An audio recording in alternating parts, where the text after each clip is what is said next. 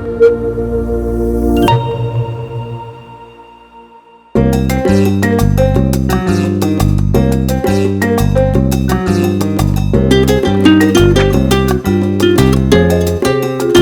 no ar mais um Making Off. Você pode nos acompanhar pela rádio e pelo canal do YouTube da Mega Brasil Comunicação e também no Spotify em formato de podcast. Eu sou Regina Antonelli e a cada episódio recebo convidados para revelar os bastidores das estratégias de comunicação que conectam marcas e públicos e geram resultados. Pois é, gente, a inteligência artificial está transformando profundamente a comunicação. Hoje, qualquer pessoa pode criar conteúdo, automatizar processos e compartilhar mensagens com rapidez e alcance antes inimagináveis, não é mesmo? Mas, ao mesmo tempo, conquistar atenção, credibilidade e confiança nunca foi tão desafiador. Nesse cenário, a neurocomunicação ganha cada vez mais espaço. Ela reúne conhecimentos da neurociência, do comportamento humano e da estratégia. Seu objetivo é compreender como o cérebro interpreta mensagens, toma decisões, cria vínculos e desenvolve relações de confiança. Para falar sobre esse novo momento da comunicação corporativa, o Making Off recebe Gabriela Dias. Ela é jornalista, atriz, técnica em informática pela Unicamp e neurocomunicóloga.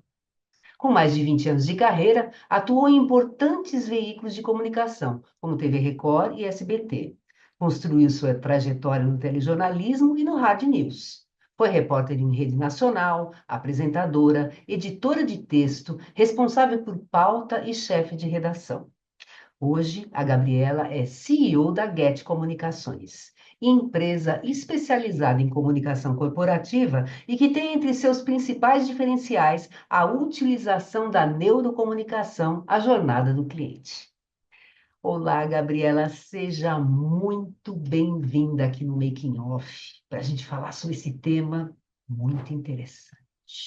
É verdade. Muito obrigada, viu, Regina? Muito obrigada pelo convite. Estou super feliz e adorei a apresentação, viu? Obrigada. Você, tudo isso, minha filha. Olha, Tá obrigada. vendo? Eu amei o Você texto. Me Você senti acredita lisonjeada que aqui. tem gente que fala isso para mim, fala assim, nossa, sabe que eu não estava ligado que eu já tinha feito tudo isso? Mas O é bom, tempo passou, né? é verdade, isso é muito bom. Mas vamos lá, Gabriela, você é natural de onde? Eu sou natural de São Paulo, capital. Mas eu quase falei Campinas porque eu quase me considero uma campineira, né, interior de São Paulo, porque eu fui para lá com 6 anos. Então foi lá que eu fiz o técnico da Unicamp, que os meus pais, na verdade, passaram em concurso público da prefeitura e foi a família toda para lá. Aí depois meu pai passou no concurso federal, voltou para a capital, aí eu fui estudar, fazer faculdade, enfim, artes cênicas, teatro musical também, jornalismo, em São Paulo, capital. Então eu ficava em São Paulo e final de semana eu voltava para Campinas. Então, basicamente isso. O que veio primeiro? É o jornalismo, ser atriz? Como é que foi isso? Bom, eu sempre amei a área do jornalismo, principalmente televisão, né? Eu sempre quis ser repórter. Então, tinha toda essa vontade de trabalhar teatro para saber se expressar melhor frente às câmeras, a parte de expressão vocal, né? Toda o estudo que o teatro dá para esse tipo de posicionamento. Mas eu amava o jornalismo, porque eu queria ser repórter mesmo desde pequena. Então, primeiro veio o jornalismo, que na verdade foi junto, logo no primeiro ano da faculdade eu já também estava fazendo concomitante o curso de artes cênicas, teatro musical, então foi tudo meio que junto. Bacana. E a neurocomunicação, como é que ela surgiu? Ela surgiu faz cerca de 3 anos, o lato sensu mesmo, né, a especialização. Mas eu sempre estudei psicologia, comportamento humano, é uma coisa que assim que eu sou fascinada. Eu gosto muito dessa área, então olha, vou falar, desde antes da faculdade, eu sempre procurei cursos relacionados a isso, tanto que psicologia ali foi uma das minhas opções, quase que eu fui para esse caminho também. Sempre gostei de direito também, área de linguística, mas aí eu fui sempre estudando, fazendo um curso à parte, aqueles cursos livres que a gente tem acesso. Aí quando eu falei, não, um dia tinha que ter um curso que ligasse jornalismo ou comunicação com psicologia. Quando que vai existir isso, né? Uma especialização, algo assim. Aí quando apareceu, eu falei, eu não acredito, eu achei eu precisava ter um diploma, né, como especialista, que é o que valida a gente no mercado. Aí foi quando de fato, entrei e comecei a estudar. E fiquei fascinada. Eu falo assim, parece que confirmou tudo que a gente já aplicava, de certa forma, né, dentro do nosso trabalho, do contexto. Mas quando bem estruturado, né, você de fato fazer uma especialização de uma forma com uma hora, né, com especialistas que a gente admira, então eu tive aula com professores que eu gosto muito, aí sim, fechou ali o ciclo que eu imaginava na trajetória, e sempre, né, aprendendo, né, é só uma continuidade. Guete Comunicações chegou quando? Quando é que você fundou? Quando é que você pensou? Você falou assim, não, pô, eu acho que está na hora de eu empreender, de eu fazer, de eu ter a minha própria agência. Como é que foi? Ela veio junto com a neurocomunicação ou ela veio antes? Como é que A foi? Guest veio antes, ela faz 10 anos, né, nós completamos aí este ano, então temos aí uma caminhada, e a Get, ela tem uma história interessante, assim, que eu fiz um TCC na faculdade, a mais, abrindo uma agência de comunicação, né? Foi disso, né? Ligado à assessoria de imprensa, inclusive.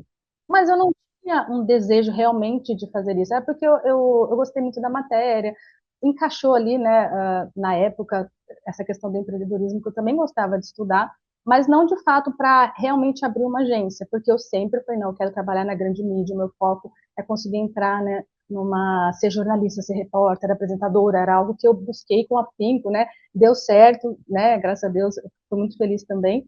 Mas sempre ficou essa pontinha lá. Então a Get ela veio, eu digo que ela veio de um TCC e depois, quando eu fui fazer planejamento estratégico, uma especialização anterior, né, à neurocomunicação, foi quando deu o start mesmo de abrir a agência. Então, vamos dizer assim, a Getty, ela parece que ela vem antes lá na faculdade, mas ela surge, na verdade, depois de eu passar por redação, de fato ter essa experiência no telejornalismo, né, ir na rua, ter o dia a dia, conhecer redação, porque eu falo que um bom assessor de imprensa, né, um bom empreendedor de agência, se ele passou pela prática ali da redação, faz muita, muita, muita diferença no dia a dia, né, para a gente entender o que é válido, o que não é, o que falar, e principalmente eu falo o que não fazer dentro de um trabalho de assessoria de imprensa. Então, basicamente é esse caminho. E como é que está estruturado hoje a Guete? Vocês estão fisicamente em algum lugar? Como é que é isso? Número de colaboradores, número de clientes? Conta um pouquinho para a gente. Então, a Get, ela tem a sede em Campinas, né, interior de São Paulo, tanto que nós tínhamos a nossa sala, a agência, de fato, lá em Campinas, no prédio comercial. Com a pandemia, a gente até segurou um tempo, né, pagando o aluguel lá. Aí começou esse movimento, né, do home office. A gente percebeu assim, peraí, existe uma economia importante aqui, né? Então, o trabalho dos jornalistas home foi uma estratégia mesmo que reduziu o custo e a gente conseguiu proliferar até melhor o trabalho. Para você ter ideia, tanto que, ó, eu estou aqui no sul do Brasil, mas estou em São Paulo também, né? O voo é pertinho, a gente consegue, quando tem evento, também se deslocar facilmente. Eu tenho colaborador no norte, tem no sul também, né? Então, são os nossos prestadores de serviços, jornalistas que trabalham para a GET. Então, de acordo com a demanda de trabalho que surge, porque nosso trabalho é nacional, né? Se um cliente é de um estado ou de outro, a gente tem uma equipe que é realocada para isso ou presencial, quando precisa de fato ir para a rua, né, entrevistas, ou de forma remota mesmo, tanto que tem jornalista até fora do Brasil, né, tem um jornalista nosso que fica na Argentina. Então, assim, hoje é possível muitos trabalhar isso, eu falo que nós somos digital, digital nômade o trabalho da comunicação e sem problema nenhum, né, a gente consegue fazer isso muito bem feito. E em termos de clientes, na nossa carteira, nós já atendemos mais de 60 clientes, né, durante esse tempo. Então, são trabalhos de FII mensal, que nós chamamos na agência, né, em agências de assessoria de imprensa. Então, é um trabalho, normalmente, que a gente tem um cliente durante um ano e vai renovando o trabalho, ou até alguns trabalhos pontuais que surgem quando é mais por um foco mais em evento, né, alguma campanha específica também. Perfeito. Agora vamos lá, a gente está falando muito em neurocomunicação. Vamos para fechar esse bloco aqui. Eu queria saber o seguinte: se você tivesse que definir neurocomunicação para o empresário que nunca ouviu sobre esse conceito? Como é que você explicaria isso para ele? Então, Regina, eu acho muito legal essa questão, porque parece que é algo novo, né? Que a gente tem falado ultimamente no mercado, e de fato é. Porque a neurocomunicação, eu vou resumir assim uma frase até mais simples, que é, vamos dizer então, que é o estudo da neurociência aplicada à comunicação, tá? Esse é o grande diferencial da nossa atuação no mercado. Então, assim, de uma forma entendível, tá? Sem usar muita linguagem técnica. É basicamente o conhecimento do cérebro humano, tá? Do comportamento, das emoções, da tomada de decisão. Então, como que funciona isso, né, dentro do cérebro humano? Então, assim, como que essa informação, né, nós comunicadores, quando temos um cliente, um novo cliente, vamos aplicar ali um planejamento, como que essa informação ela vai ser percebida? Ela vai ser processada e ela vai ser lembrada por quem recebe. Então, a gente tem ótimos diretores de marketing, né, que fazem planejamentos estratégicos aí dentro da empresa, com tudo que envolve um planejamento, né, desde análise SWOT, mensagem-chave, palavras-chave, metas, né, ações de curto, médio e longo prazo. A gente sabe que o planejamento estratégico em marketing ele é essencial, mas quando a gente aplica, né, a neurocomunicação, a gente vai mais a fundo dentro desse conceito. Então, essa definição, vamos dizer assim, mais clássica que eu preciso explicar aqui em relação à comunicação, que a gente até sabe que é algo mais complexo, mas, por exemplo, então existe o emissor da mensagem, né? Existe a mensagem e existe quem recebe, que é o receptor. Então, dessa forma clássica, né, falando aqui de comunicação, muitos ruídos acontecem, né, desde culturais, sociais, hoje em dia a interatividade na rede social também, e esses ruídos que podem acontecer modificam como a mensagem chega. E esse receptor, quem é ele? Né? Como que de fato o cérebro dele trabalha para receber uma mensagem, decodificar e tomar uma ação que eu preciso como emissor, né? Como que eu vou trabalhar essa mensagem? Então a gente aplica muito estudo de psicologia, de perfil comportamental, para entender não só persona, né? O marketing como um todo no estudo de aplicação de planejamento estratégico, tem algumas ferramentas, frameworks, mas assim, design thinking, por exemplo, né? Ele vai estudar persona, vai definir jornada do cliente, mas dentro dessa jornada eu tenho inúmeros perfis de comportamento. Então, como que dentro do planejamento que envolve neurocomunicação, eu consigo definir esses perfis comportamentais e como eles se comportam dentro da jornada? Aí sim, eu crio mensagens, né, que vão de fato ser relevantes e muito mais assertivas dentro de um planejamento. Então, assim, fechando um pouco, né? A gente estuda a estrutura do cérebro, então, desde áreas cognitivas, base neurológica, neurobiológica, por exemplo, córtex pré-frontal, quando a gente fala, né? Então, algumas áreas são ali, focadas mais em planejamento, em tomada de decisão, em atenção. Tem hipocampo, né? Mais responsável pela memória, amígdala, as emoções, enfim, de uma forma bem por cima, tá, Regina? Para não entrar num caráter muito técnico. Mas, assim, cada área do cérebro, ela tem uma função, ela tem uma ação. Até os neurotransmissores, os hormônios, né? Então, a dopamina, por exemplo, que tipo de mensagem que eu vou conseguir gerar mais engajamento, motivação com a liberação no hormônio, por exemplo, a dopamina, ou a própria, enfim, a serotonina, a adrenalina, a ocitocina, a gente tem vários neurotransmissores que são liberados no momento que a gente recebe mensagem. Tanto que hoje em dia a gente vê muita experiência, né? Nós vamos no restaurante, ou participar de algum evento, ou adentrar ali num parque, tudo é experiência, tudo tem cheiro, tem sabor, tem a música, tem o que a gente enxerga. Então, o neuromarketing também, né, se aprofunda muito nisso. Então, a neurocomunicação vai ter esse trabalho muito mais específico, que inclusive a gente tem estudos incríveis de neuroengenharia, enfim, até utilizando eletrocefalograma, que como que o cérebro, olha, é incrível, tá? Como que parte do cérebro é ativada numa percepção de uma mensagem. Então, existem os estudos que a gente sabe sobre isso. Eletrocefalograma, existe também o eye tracking, que a gente rastreia ali os movimentos do olho, né, do consumidor, enfim, do usuário, para entender qual que é o foco visual dele naquele processamento de informação. Então, assim, é uma coisa que eu falo que é muito, muito rica para a gente estudar publicidade, para a gente estudar comunicação. Então, a partir disso, falando assim de uma forma bem bem geral, mas se fosse o empresário quando chega e fala assim, eu preciso disso, porque assim, as minhas campanhas não estão validando, né? Eu não estou conseguindo de fato atingir o público que eu preciso, porque falta trabalhar essa questão de fato entender a real dor desse perfil específico de consumidor e como que ele responde à mensagem. Aí a gente aplica inúmeras técnicas, metodologias, enfim, que a gente chega nesse resultado e é muito mais efetivo. E as campanhas das grandes marcas, dos grandes players, estão aí mostrando que realmente faz todo sentido e dá muito Com mais certeza, resultado, com né? certeza. Mas então vamos fazer o intervalo e a gente volta já já, viu, gente? Que tem muita coisa legal ainda para a gente conversar aqui, tá? Só um minutinho.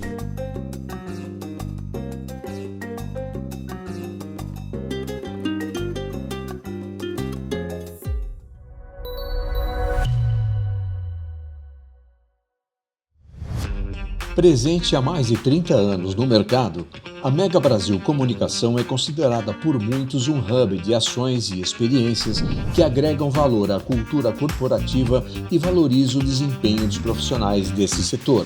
Mas afinal, o que é realmente a Mega Brasil? Mega Brasil é notícia.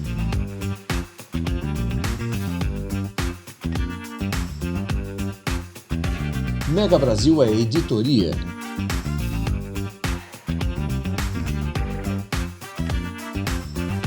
Mega Brasil é evento.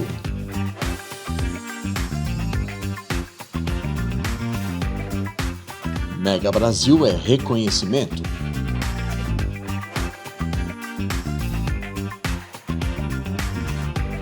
Mega Brasil é informação.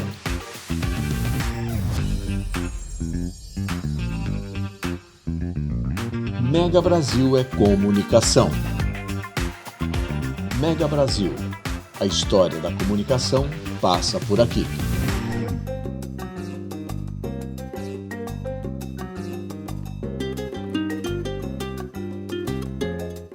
E a gente está voltando aqui com o segundo bloco do Making Off. Hoje a gente está recebendo Gabriela Dias, que é CEO da Get Comunicações. E o papo agora, gente, é sobre inteligência artificial e neurocomunicação.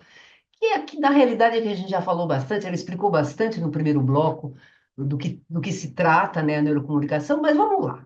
Temos inteligência artificial e neurocomunicação. Como é que essas duas, como é que a gente poderia chamar isso? Neurocomunicação, inteligência artificial. Como é que essas duas transformações se Sim, pode ser. encontram? Aham, Se aham. encontram. Conta pra gente, como é que é isso?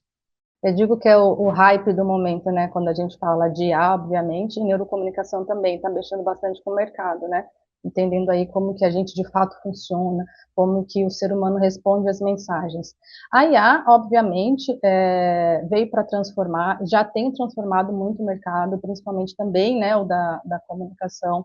É uma catalisadora de processos, vai automatizar a produção em muitos sentidos, né, dentro de agências. Isso é incrível, por um lado, isso é ótimo, mas o que a gente tem falado bastante, o olhar humano, o julgamento humano, ele é insubstituível. Ele é insubstituível. Então, podem existir, assim, todos os tipos de é, definições ou até olhar de futuro quanto à IA, né? Tem a visão mais catastrófica, tem a visão mais otimista e tem a visão mais realista. Então, no sentido de uma visão realista, que eu acredito mais, é que ela veio, sim, para mexer bastante com trabalhos mesmo, com cargos, e quem não souber usar IA vai ficar para trás dentro do nosso mercado. Mas quem souber usar a IA de forma humanizada, que vai aplicar o julgamento humano, o viés, um texto de fato real, que gera emoção, que vai realmente comunicar, é o grande diferencial hoje. Então, assim, não adianta automatizar um texto, né, que um Copilot, um Gemini, enfim, um ChatGPT, qualquer tipo de utilização de IA generativa vai trazer para você ali como resposta, mas ela pode não ser, aliás, ela dificilmente pode ser realmente assim convincente no termo de conexão. Ela pode ser convincente em termos de linguagem, tá? Mas a conexão, falando mais assim da neurocomunicação mesmo, ela exige essa escuta real, tá? Então tem que descer para o chão de fábrica. Eu gosto de falar assim, né, quando em termos corporativos. Ou em termos de comunicação, tem que ir para a rua, preciso ouvir mais. Então, eu vou jogar lá no chat, vou colocar um prompt bonitão lá para fazer um texto que eu preciso. Ok, faz um texto. Mas a gente pode.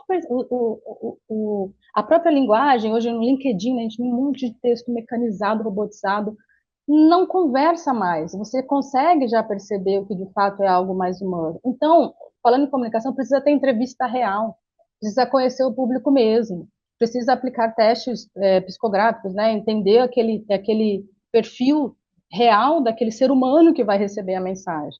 Então, é isso que eu falo. Essa união, ela é importante, ela vai facilitar muito o nosso dia a dia, mas precisa ter conexão, precisa ouvir, precisa entender, sabe? O líder tem que saber que algo que vai trazer resultado é algo real e não ficar automatizando todos os processos sem humanizar e sem ter o processo de julgamento, que a responsabilidade ainda sempre é nossa. Verdade. E me diz uma coisa, no que diz respeito à assessoria de imprensa, como é que a neurocomunicação influencia o trabalho de assessoria de imprensa de vocês aí na Get? Como é que é isso? Tá. Começa antes do release. Eu falo, às vezes a gente recebe cliente assim, eu quero uma assessoria de imprensa, então eu quero um release assim, preciso disparar, preciso que vocês me tragam o resultado X, Y, Z. Não é assim. Não é assim. E agora, muito mais agora, aplicando neurocomunicação, sabendo que a gente vive um processo automatizado de inteligência artificial, agora empatizando com o jornalista de redação, tá? Ninguém aguenta mais, já não aguentava, né? Receber release comercial, institucional, falando da empresa, falando só da marca em si, sem prestar um serviço, sem de fato ser um conteúdo noticioso. Agora mais ainda. Então, o assessor está automatizando, está mandando um monte de pitch ali de IA, e o jornalista está cada vez mais abarrotado de conteúdo. O que precisa mais ainda? É conexão humana. Gente, não adianta. Né? Em termos de cultura, de ciclos, né, que a gente percebe, quando vem um hype de tecnologia e todo mundo acaba aderindo àquilo, daqui a um tempo, o que a gente está já valorizando muito? Encontros, né? Pessoas reais, conexões humanas, de fato mostrando, e vamos dizer assim, não sendo possível, né, esse encontro real, precisa prestar um serviço para o jornalista que recebe aquela pauta com algo de fato que vai fazer a diferença na prestação de serviço para o cidadão, né? Afinal de contas, é para ele que o jornalista escreve, é para ele que o jornalista presta um serviço através do texto dele, através da comunicação. Então, a neurocomunicação na assessoria de imprensa, ela vai entrar primeiramente no planejamento estratégico, junto com essas técnicas, né, de definição de perfis, e muito importante na definição do perfil da fonte. A gente vê fontes que chegam de uma forma, entendem que comunicam de um jeito, mas falam de outro e demonstram ser um terceiro. Isso não dá, tá? Então a gente aplica desde arquétipo, brand arquetípico, que eu chamo, né, que a gente chama dentro dos conceitos aqui de técnicas aplicadas, que vai ali como base a psicologia de Jung. Então a gente vai definir o arquétipo da marca, se o marketing já tem, ótimo, se não a gente tem esses testes, né, que a gente define, e o arquétipo da fonte. Então, é desde o tom de voz dele, da narrativa, da forma como ele se veste, precisa ter uma coesão e uma coerência. E, sendo assim, a gente está comunicando com o jornalista, porque a gente sabe que ele é abarrotado de texto, abarrotado de releases que ele recebe. Então, quando a gente chega com algo formatado, porque estamos também entendendo como funciona a cabeça do jornalista, vai chegar um conteúdo coeso, real, que presta serviço, que vai atingir a pauta que ele precisa e traz resultado. E eu estou falando disso com propriedade no sentido de ser uma agência que está na grande mídia mensalmente. Eu estou falando que a gente está na CNN, estamos com nossos clientes na Globo News, na SBT, na Record, na Band, na CBN, na Jovem Pan, no Estadão, na Folha de São Paulo. Por quê? Porque a gente respeita muito o trabalho do jornalista. E eu percebo que isso falta muito na assessoria de imprensa, porque o marketing não é educado, né, do cliente. Eu quero falar isso, eu quero falar que a minha empresa abriu filial, eu quero falar que a minha campanha é super legal. Não interessa para o jornalista, ele não quer saber disso. A gente precisa de notícia. Aí a fonte vem com um trabalho robusto de marketing e de neurocomunicação e de assessoria de imprensa bem estruturada. O jornalista chega e fala para a gente, poxa, quem diria se todo mundo fosse assim? Porque a gente entende o dia a dia do jornalista. Precisa empatizar com ele, respeitar o trabalho dele e prestar um serviço jornalístico também. É aí que é uma forma muito mais assertiva. Então, unindo tudo isso, não é sair enviando release automatizado, né? É compreender mesmo por que aquela pauta ali existe e deve ser divulgada, né, Regina? E no levantamento, que parece a assessoria de imprensa existe aqui no Brasil há mais ou menos uns 50 anos, é por aí, tá? E a primeira assessoria, isso na realidade começou em empresas públicas, mas a primeira empresa que começou com uma assessoria de imprensa para o mercado corporativo foi a assessoria do Enio Campoy, que inclusive eu conheci ele, o Enio, que começou com esse negócio de. Porque é o seguinte, né? Então a gente tem uma trajetória aí, vai de 50 anos, tudo bem, não é assim secular, mas é meio século, e muitas mudanças da assessoria de imprensa. Desde até das ferramentas que a gente usa para divulgar os press releases, por exemplo. Utilizava-se correio. Depois é que veio o fax, né? Por aí foi, né? E o que que acontece? A forma também de você falar com o jornalista, de você ter acesso ao jornalista, mudou muito. Porque, por exemplo, Gabriela, eu sou de uma época que eu entrava na redação, eu sentava com o editor para a gente conversar e para a gente discutir sobre pauta, né? Hoje em dia, isso é muito difícil. Só se você tiver a hora marcada mesmo, se você realmente, né, você tem que ter marcar isso direitinho com a pessoa, para respeitar o tempo dela, como você mesmo estava falando, conhecendo, né, qual é a possibilidade dela te receber. Então, quer dizer, mudou muito isso, porque não, antigamente era muito fácil, você entrava num Estadão na boa, né, no Diário Popular, que na época existia, numa Folha de São Paulo, você conseguia entrar na boa. Agora, me diz uma coisa, no que diz respeito a o porta-voz, a fonte que vai falar. Como que a neurocomunicação ajuda essas pessoas a, a realmente entregarem para o jornalista aquilo que o jornalista está pedindo? Como você mesmo falou, pô, o jornalista fala para a gente que, pô, que bom que vocês entendem a gente. Como é que é esse trabalho? Uhum. Bom, a fonte, a gente educa, né? Como a gente estava conversando até antes de iniciar o podcast, a gente precisa ter um processo importante quando recebe um cliente, uma fonte, de educação. Explicar o que é o jornalismo, o que é assessoria de imprensa e como esse trabalho funciona para dar resultado. Então, realmente exige paciência, né? Às vezes, de fato, uma explicação com fluxograma, né? Por isso que no Media Training é muito importante começar explicando, né, o poder da imprensa, né, hoje em dia, né, como que ela é vista, o que mudou. Então, a imprensa como um quarto poder, né, a gente tem poder executivo, legislativo, judiciário, e temos a imprensa com esse grande poder de influência, né, de comunicação, principalmente agora falando em eleições.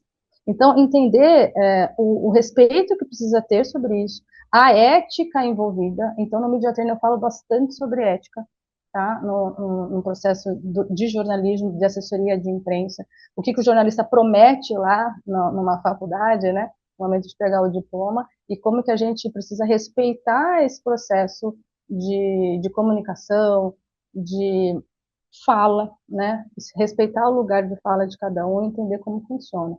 Então, até mesmo dentro de um trabalho com a fonte, agora aplicando, né, conceitos de neurocomunicação, a gente também ensina isso. Como é que o cérebro funciona, né, quando a gente vai ensinar não só o que falar, o que não falar, o que vestir, o que não usar, né? Como funciona dentro de um estúdio, quando você chega para dar uma entrevista, quais são as câmeras, quais são os cortes, o que acontece no switcher, como que coloca o microfone de lapela, se é um microfone assim, essa. Então, assim, ou é um podcast, como é que funciona isso, né? A linguagem, o tom de voz, a narrativa, as mensagens-chave, tudo isso precisa ser muito bem estruturado no planejamento. Mas agora a gente vai além com neurocomunicação. Que tipo de espectador é? Qual é o público que você vai falar? Então, toda vez que sai um resultado, olha, você vai dar uma entrevista hoje na CNN, o público é esse. Então, a gente vai dentro do arquétipo, né? O brand arquetípico que a gente fechou do cliente.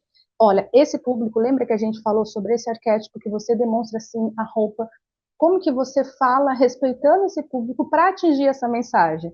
Quem é esse público específico? Então, não é fazer um media training generalizado e sair falando, dando entrevista por aí. Então, esse público é X, ele tem uma linguagem mais formal, ou esse público é uma linguagem mais de bate-papo, mais coloquial. Quanto tempo de resposta tem? Como que você consegue atingir a mensagem da melhor forma possível, né, dentro desses estudos de neurocomunicação? Então, é tudo muito mais complexo e mais completo. Exige mais tempo, dá mais trabalho, né? Tem investimento para isso também. A gente está falando aí de high ticket, a gente está falando de um trabalho que precisa, primeiro nós, tá, profissionais, valorizarmos isso, porque a gente sabe que entrega. Então, dentro desse mercado, a gente tem que ter essa clareza, né? Que aí sim a gente alcança e a fonte sai bem treinada, afinal de contas ela representa a agência. Medo nosso de treinar mal uma É fonte, dar verdade. qualquer meme, gafe por É aí, né? verdade, é verdade, isso é verdade mesmo. Mas vamos lá, vamos fazer mais um intervalo e a gente volta para já.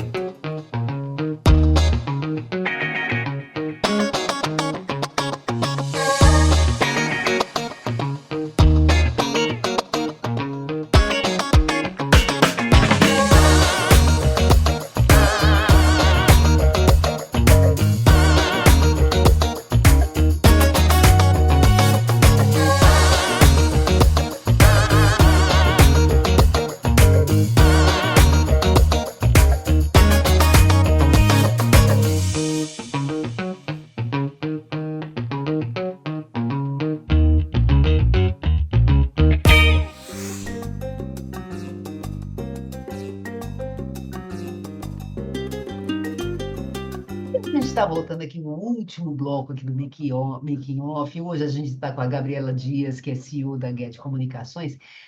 Papo agora, pegando o gancho da nossa conversa, que ela estava falando sobre um período de eleições.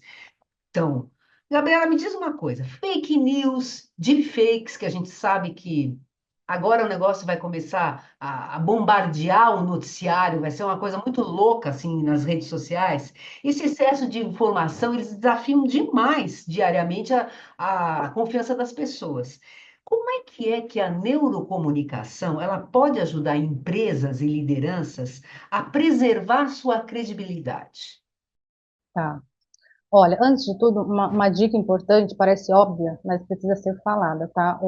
As marcas, enfim, todo tipo de comunicador que faz parte aí desse processo de exposição, precisa ter um canal oficial para proteger a reputação. Primeira coisa, proteger a reputação, canal oficial, porque qualquer informação fora disso precisa ser checada, e vai ser checada no canal oficial, tá? Para evitar, de fato, ali, fake news ou deepfake, seja o que for.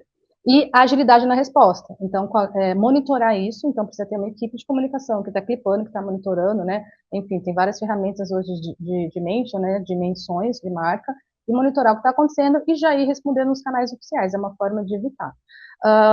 Do que se aproveita a deepfake, né? Enfim, a fake news, pensando em termos de cérebro humano, né? Vai se aproveitar de uma vulnerabilidade emocional. Então, qualquer pessoa que se depara com um tipo de informação de uma pessoa que gostava, que seguia, de uma marca que admirava, né, vai reagir com raiva, né? Como assim falou isso, né? Ou de um político, né? Vai reagir com medo, com uma decepção, enfim, vai ativar todas essas questões assim emocionais. Então, por isso que um trabalho de reputação, de construção de confiança, por isso eu estou falando que precisa ter uma equipe de comunicação estratégica, tem que ter planejamento, tem que ter gerenciamento de risco, né, para gerenciar a crise, para qualquer fake que aconteça, que entre em gerenciamento de crise, por mais que seja fake, né, as pessoas entendem que é verdadeiro. Então, enfim, ter um relacionamento muito sólido, por isso que é antes, não adianta esperar acontecer a crise, né, precisa trabalhar a reputação, eu estou falando de confiança, de relacionamento. Eu gosto de uma comparação que eu faço, assim, isso é dentro da minha percepção como neurocomunicóloga, por exemplo, num relacionamento, num casamento. Se por acaso, porventura, um casal que tem um relacionamento sólido, né, de confiança, de conversa, de proximidade, e se de repente surge um vídeo de um dos cônjuges ali, olha isso, eu recebi, né, a esposa recebe, ou o marido, se tem uma relação de confiança real, estabelecida, concreta, ela vai falar assim, nossa, recebi um vídeo falso seu, porque já existe um relacionamento muito sólido e estabelecido. Agora, comparando com marca, tá? A marca não se relaciona, não tem uma comunicação estratégica intencional, direcionada, criando relacionamento, ouvindo o público, entendendo o perfil, né? Criando comunidades de pertencimento, que é algo necessário aí, né? Falando de humano, ele precisa se sentir pertencente. Então, qualquer informação falsa que chega, ele vai falar assim, não, a minha marca preferida não fez isso, né? A pessoa que eu sigo e respeito não fez isso. Isso aqui é falso. Então, primeiro a gente precisa ir antes, né? Defender reputação e relacionamento, porque caso aconteça qualquer tipo de informação falsa, existe essa base sólida de confiança, já tem uma relação estabelecida e estruturada, tá? Aí, porque quando isso acontece, o vínculo vai proteger esse ataque, tá? Então, assim, falando um pouco sobre isso, e óbvio, né? Checar a informação, gente, por favor, né? A tia do Zap, o tio do Zap, né? Às vezes a família fala, olha, eu falo, gente, isso é mentira, joga na IA mesmo e confere, coloca no Google, né, vai em qualquer buscador e vê se de fato isso procede. Entra no site, porque eles utilizam canais de imprensa para divulgar deepfake. Olha só a importância da imprensa. Por que eu vou para um canal de imprensa e notícia e crio uma informação falsa? Porque a imprensa tem reputação, credibilidade e autoridade, né? Então, entra naquele site, vê se essa matéria existe, dá uma busca lá que você vê isso rapidinho. Então, precisa checar, precisa construir confiança, neutralizar ruído, enfim, ativar esse pertencimento. Então, tudo é muito estratégico. E quando você fala de neurocomunicação, vai ajudar nesse processo, tá? Preservar essa credibilidade, porque vai atuar realmente nessas questões que eu falei de percepção de emoção do público, tá? E hoje também, né, Gabriela, as pessoas todas querem dar a sua opinião, elas querem falar, né? Então não adianta uma marca vai lá e lança um produto. Sempre tem alguém que vai ver e falar assim, nossa, que horror que é isso, né? Quer dizer, não foi essa a intenção, né? Você está lançando alguma coisa, tudo bem, você pode ter sua opinião, mas parece que é obrigação hoje das pessoas falar. E eu acho que isso realmente acaba levando outras pessoas a ficarem em dúvida, falar assim, nossa, mas será que é isso mesmo? Né? Nossa, né? Dá aquele impacto, né? Não é É isso mesmo? mesmo. Por isso que tem que provar. A gente fala que hoje a gente já saiu da era do eu falo o que eu quero. Então prova se é verdade, É né? verdade, é verdade. Os maravilhosos haters estão aí para isso, que é o que você disse, é o que eles fazem. Mas até se aproveitando dessa questão do hater, as campanhas já estão utilizando, inclusive, o papel do hater para comunicar, né? Então, olha que interessante. Então, estar dentro desse território e entender como tudo isso funciona faz toda a diferença. Não, com certeza. O que diferencia uma marca conhecida de uma marca verdadeiramente confiável sob a ótica da neurocomunicação? Muito bom. Marca conhecida em termos de neurocomunicação, tá? Ocupa memória. Ok, eu conheço, já ouvi falar. Ótimo, né? É repetido, né? Então, de certa forma, aquilo ocupou a memória, né, no cérebro humano. Agora, marca que vai ter significado, conexão real. E, inclusive, essa memória pode ser positiva, né? Pode ser negativa. Então, isso depende da percepção. Então, memória é uma coisa. Agora, confiança, que nem a gente está falando agora. Se tornar um cliente defensável, né, que defende, defensor, desculpe, que defenda a marca, que blinde a marca ou a reputação de uma fonte. É isso que as marcas querem chegar, que a gente fala o pessoal de advocacy, trabalha muito isso no marketing, né? Então, são de fato os defensores da marca. Quem são esses clientes? Como que eu me aproximo deles? Como eu crio, né, relacionamento para que o cliente seja o promotor? Então, dentro de um funil de vendas, pensando ali na base, né, da fidelização do cliente, e o cliente ser o meu promotor. Ele mesmo fala bem da marca. Esse é o nível que todas as marcas querem e precisam chegar. Aí você aplica as técnicas de neurocomunicação, os frameworks, as ferramentas, os testes psicográficos, tenta entender de fato e realmente esse público para criar uma comunicação mais assertiva possível, pensando em reputação, em autoridade e utilizando a imprensa para esse caminho, que é incrível, né? Então, qual que é a diferença? Assim, uma coisa é você reconhecer, outra coisa é você confiar. Uma coisa é você só estar ali criando uma comunicação automatizada com IA, que para quê que vai servir isso? Se não tem realidade, se não tem resolução de dor, se não ouviu mesmo o problema, entrevista, né? Eu falo assim, gente, nós somos jornalistas. Por exemplo, o jornalista que trabalha com comunicação, a base dele é ouvir. é entrevistar, né? É escutar. Então, entrevista. Tem tanto mecanismo digital hoje para isso. Conheça o cliente verdadeiro, pede para entrar, conversa com o marketing, vamos ouvir realmente quem é essa pessoa, quem são esses grupos dentro dos perfis, o que está acontecendo, que a gente precisa comunicar o que de fato, né? Então é isso, essa é a diferença. Uma coisa é ter memória, outra coisa é envolver emoção nesse processo. Então, se eu for lembrar de uma forma neutra ou negativa, não é isso que eu quero. Eu quero construir confiança para que, de fato, aquela experiência seja tão, tão, tão positiva que eu vou ter emoção envolvida e esse cliente não só vai lembrar, como vai me defender, né? E vai me promover de uma forma orgânica. Isso é pertencimento, né? Dentro de uma questão de neurocomunicação, a gente está falando de pertencimento social. Eu crio uma comunidade tão forte com a marca ou com essa fonte, que eu tenho pessoas que admiram de fato. Então, ele vai ser reconhecido, isso vai abrir porta e vai encurtar até decisão de compra, porque em quem eu confio, eu compro assim. Em quem eu desconfio, não sei se é isso mesmo. Então, a jornada ela é muito mais truncada, né? Então, para uma jornada mais fluida, eu preciso estabelecer confiança.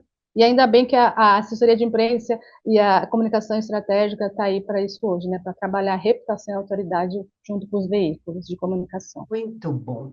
Mas vamos lá, Gabriela. Quem quiser conhecer mais sobre a Get Comunicações, quais são as formas de contato? Bom, o nosso site é getcomunicações.com.br. O LinkedIn, tá? Tem bastante informação, desde depoimentos de clientes, né, as mídias de algumas clipagens que nós saímos corriqueiramente, tem portfólio, então é Gabriela Dias, Get Comunicações, o Instagram também, né, @Get Comunicações. Enfim, são perfis ali que aí está disponibilizado o contato de WhatsApp por lá também, para conversar direto com a nossa equipe de vendas e até de estratégia, para a gente conhecer bem o cliente e, de fato, dar algo que entrega resultado. Muito bom. Gabriela, muito obrigada. Foi muito legal. Eu tenho certeza que o pessoal gostou muito desse nosso papo, tá bom? Mas eu preciso passar uns recadinhos para o pessoal. Gente, o programa Making Off vai ao ar toda quarta-feira. Para acessar na rádio, www.radiomegabrasilonline.com.br. Nós também estamos no canal do YouTube da Mega Brasil Comunicação.